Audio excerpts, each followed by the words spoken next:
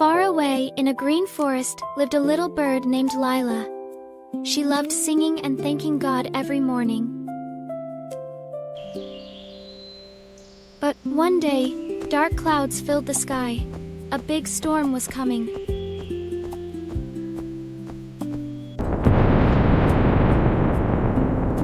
Lila felt afraid. What should I do? God, please help me and keep me safe.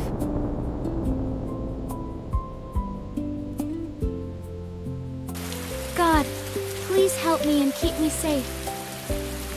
Then she remembered, when you are afraid, pray to God. Wow! God heard my prayer. He kept me safe.